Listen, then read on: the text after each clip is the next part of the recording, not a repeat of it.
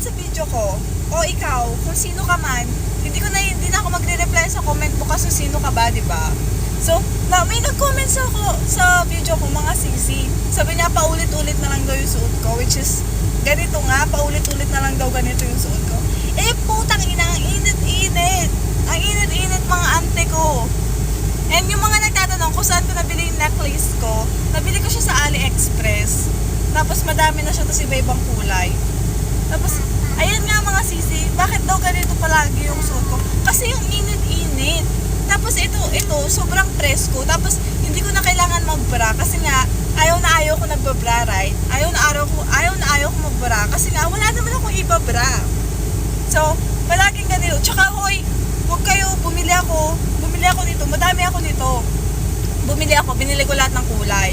Oh, binili ko lahat ng kulay. Kasi, mga auntie ko, mura lang to. 30 pesos lang. 30, 40 pesos lang, I think. Lalagay ko yung yellow basket sa baba. Diba? Perfect na perfect sa tag-init. Hindi ka maglalagkit. Kayo kasi, hilig-hilig yung mag-jacket-jacket. Ang init na, mag-jacket-jacket pa kayo. Kakainis kayo.